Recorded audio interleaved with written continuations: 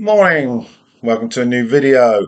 This is continuing my series looking at new releases in 2024. I've got through quarter of the year.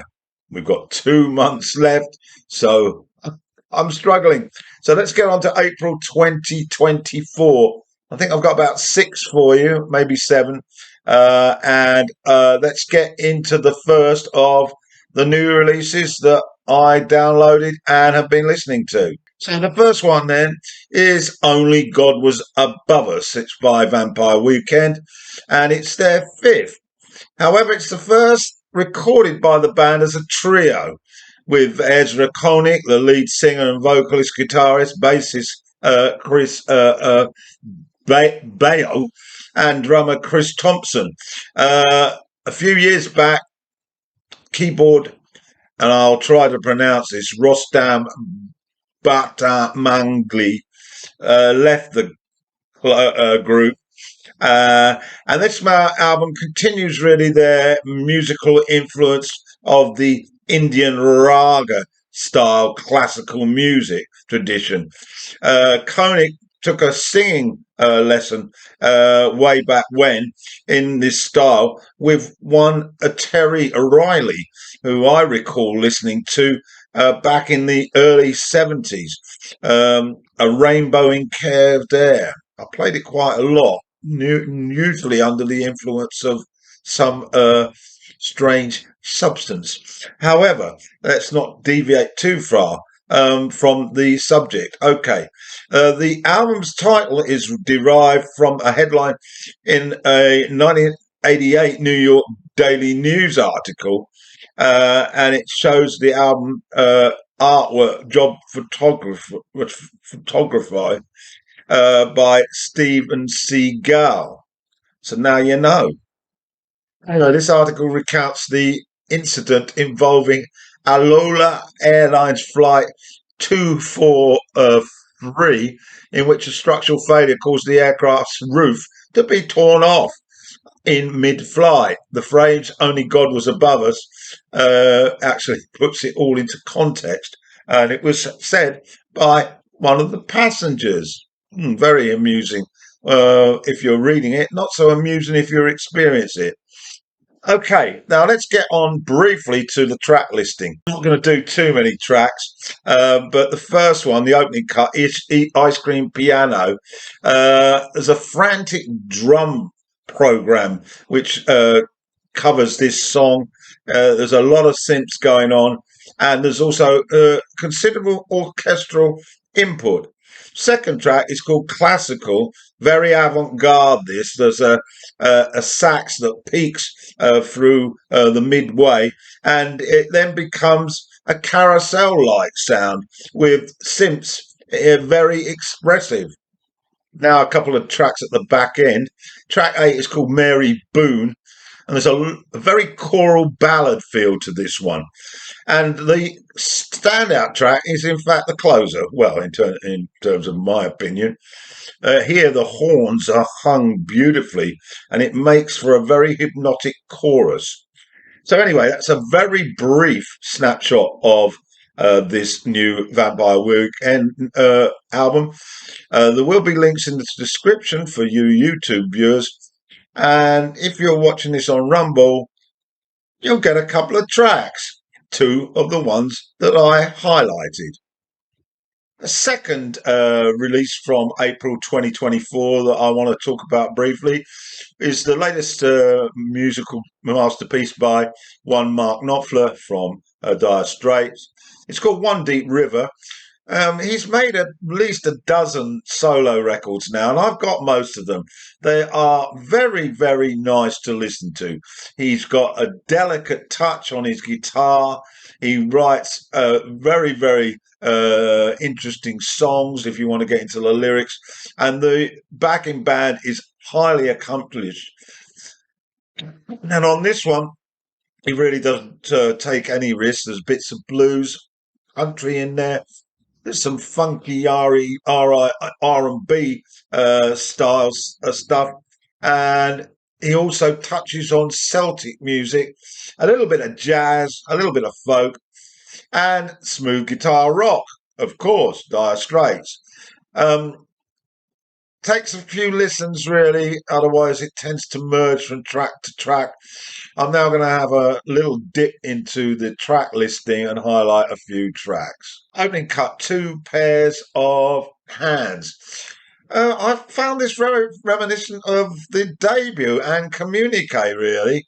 A chugging sort of beat, allowing Knopfler to get in his guitar characteristic guitar style. It was all very, very familiar on the ear and very, very nice indeed. Second track is ahead of the game. Here, I love his vocals. It's like listening to your mate tell you a great story. And this was a single that was released. Up next is Smart Money, a very simplistic pleasure, really, listening to Knopfler's work. Nice piano and some sweet pedal steel guitar here. That trades places with Knopfler's guitar. It's a tale of dreams, gambling, weather in the US, and marriage. Wonderful stuff. Up next is Scavenger's Yard. There's a lovely bluesy swing to this one, which links in and rises. And Mark's guitar, well, it's. I also found this recalling his Geordie roots. And I haven't read the lyric in detail, but I suggest it's probably about his time in Newcastle. And then finally, I'm just going to touch on Sweeter Than the River, which is a beautiful track. And really, they're all there to be listened to repeatedly. And you sort of listen to them really some Sunday afternoon, and you realise that this guy is a talented man, and he's now doing exactly what he wants, and it's a record that I would recommend. So there we have it, One Deep River, Mark Knopfler. My next album, released in April of this year, is by T-Bone Burnett. He's a producer and guitar player and a songwriter. He's recently, really, I say recently, over the last 20 years, been renowned for his work in the studio. But this little one is called The Other Side, and the arrangements are almost exclusively taken up by acoustic instruments and vocals. And so you need to focus on your listening here as the tracks become rather similar in presentation. I'm going to talk about a few, and let's get on to it. Abner is He Came Down. It hits at the birds a little, I felt, in T-Bone's vocal, and there's a lovely solo guitar, acoustic guitar following the song. Nice stuff. Track 3, I'm Gonna Get Over This Someday. It's a little bit like Johnny Cash to me. It's got a feel anyway. And Rosanne Cash, surprisingly, is on backing vocals on this track. So no surprises really on why I should feel like that. Track 6 is The Race Is Won. Some captivating archipelago harmonies on this that creates a glow behind Burnett's lead vocals. Very nice indeed. And my final comment on track 7, Sometimes I Wonder, a very traditional acoustic 12-bar blues here, but it never sounded so complete, and absolutely a pleasure to hear. This is an album that I probably won't listen to that much, but every time I put it on, I'll probably think, well, yeah, this is classy stuff. But it's not right in my real wheelhouse, it has to be said. But there it is. It's the latest album from T-Bone Burnett. My fourth offering today is the latest album by Ian Hunter. Yeah, Ian. Well into his 80s now, but you wouldn't think so. This is called Defiance Part 2, and it follows hard on the heels of Defiance Part 1 that was released last year. I've since got that one, but I didn't have it at the time. And this just yells back to his rock and roll days. There's no frills. It's just straight rock and roll. Garage rock, it's been described as, but that's a new concept. So, if we're talking about Mott the Hoople and his early solo work, that's the wheelhouse that we're in. His distinctive vocals cut across this album, and he's got gobs load of people helping him out on this. And I'll refer to them when I touch on some of the tracks. So the opening cut's called People. Unmistakable vocals, as I've mentioned, which are desperate to convey the message to the politicians to listen to the people. Good old Ian. And I noted right down on the credits one Rick Nelson on lead guitar. If you don't know him, he was with the band Cheap Trick way back. And I thought he'd sort of gone into retirement. But he's been found by Ian Hunter, and he appears on a few tracks on this album. The track, Fiction, is a lengthy one, 5 minutes plus. What can we say about this? Not a lot. It's just Ian Hunter. I saw the credits, a baritone guitar. I'd be interested if any of my listeners could tell me what exactly that is. Ian's on piano as usual, and we've got some strings arranged throughout this track, and it's a pretty good one. It has to be said. Track 3 is called The Third Rail. Very distinctive, this one, because of the guitar playing. It's the late, great Jeff Beck, who also turns up on a couple of tracks here. This has a very 50s feel about it. And the track also includes Johnny Depp, who, of course, made an album with Beck before his passing. And he's on electric guitar and acoustic guitar. Who else is there? Hunter still on piano, and it's a very, very nice track indeed. And let's move on. Track 5 is called Precious, and another mega star with the guitar is out front supporting Ian on this, and his name is Brian May. And his work on this particular track really does sound a sort of dream of those beautiful licks that he used so frequently with Queen. There's a nice sax appearing on the outro as well. And who else is there on here?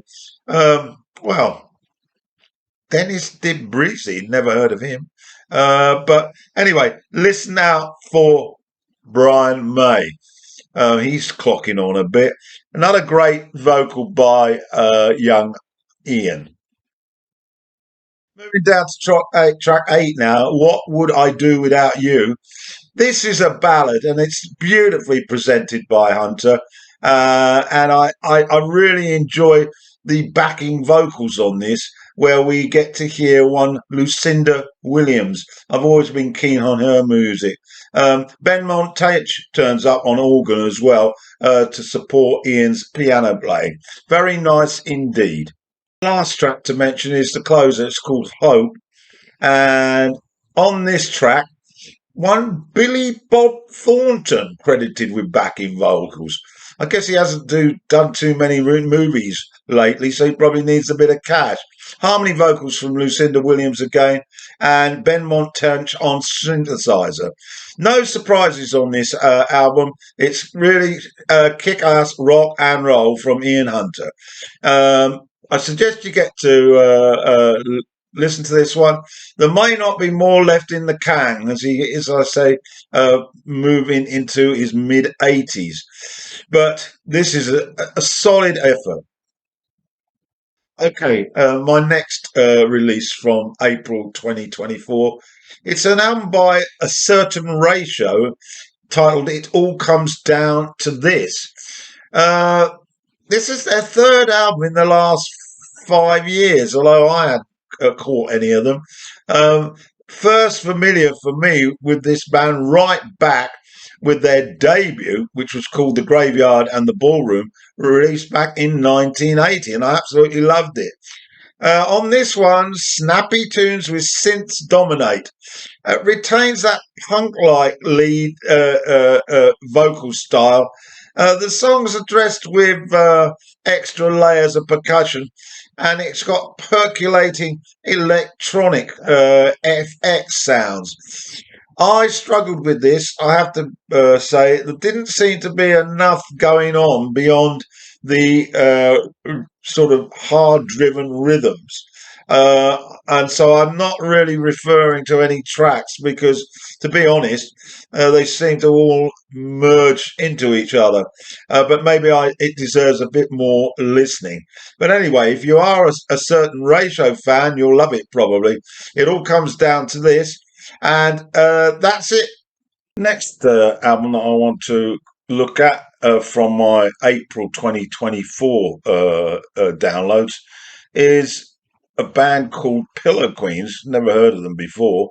And the album's called Name Your Sorrow. This is their third record. They're very much alt rock, an Irish indie rock band from Dublin, formed in 2016.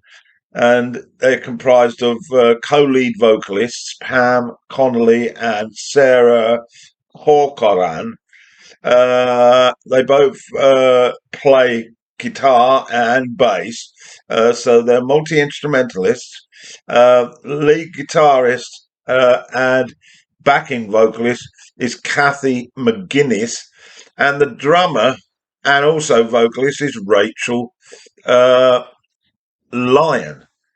They're described by a magazine as having a sonic palette crossed with ragged edged guitars and combined with smooth harmonies. Well, if you're on Rumble, you'll get to hear a couple of tracks, and so you'll be able to assess whether you agree with that. For those on YouTube, well, you'll have to link up with the description that I'm going to put on the video. So now what we need to be doing is having a little look at the track listing. I must say that I actually quite like this album, and I've played it a few times now. Just a smuttering of comment on a few tracks. February the 8th opens up. It's got some heavy drony guitar tones, but there's a catchy chorus, which I like. Track 2 is Suffer. Again, there's a great riff and a fuzzy lead guitar that stands out. Track 4 is called Blew Up the World. A slower tone with the guitar back in the mix a little, and it builds to a sort of slow stadium rock guitar fest. Track 5 is Friend of Mine. It has an infectious chorus with the vocals taking precedence throughout. And then a bluesy rock song is the way I assess track 6, which is called The Bar's Closed. Very steamy. And finally, Gone, which is track 7. The guitar here reminds me of the late sort of 90s alt rock. It was also the first single. And I could hear touches of U2. Anyway, that's my snippet on this one. So give it a listen. The first one, though, I already haven't got much to say about it. Observations in Time by the Ohio Players.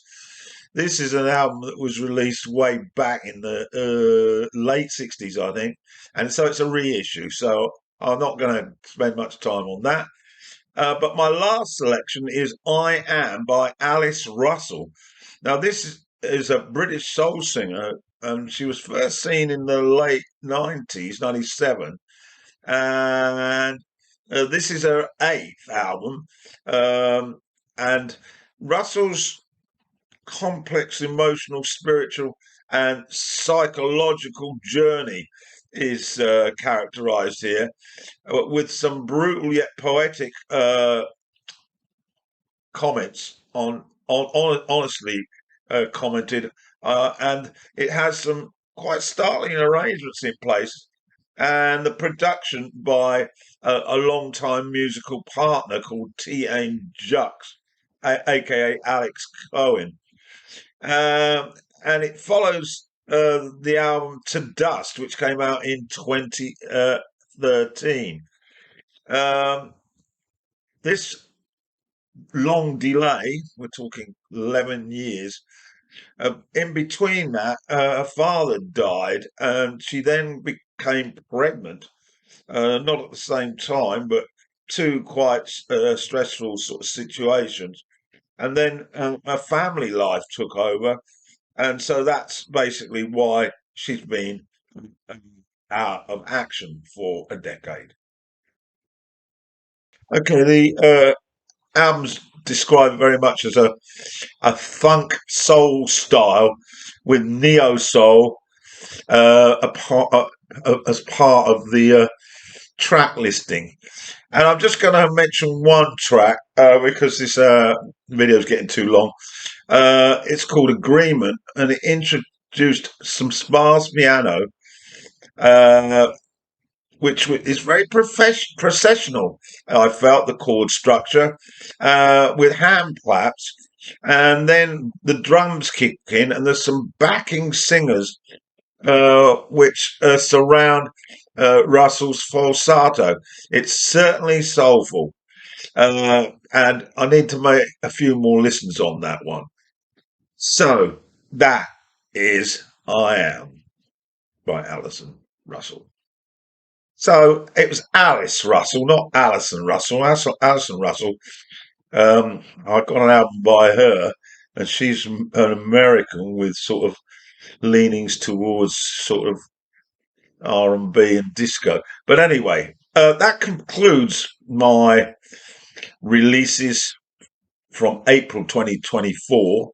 As I say, there will be some tracks for Rumble listeners, and there will be links to the albums for YouTube listeners. And I'm going to try and get quickly on to May. Okay, so hope you enjoyed it. Thanks for listening.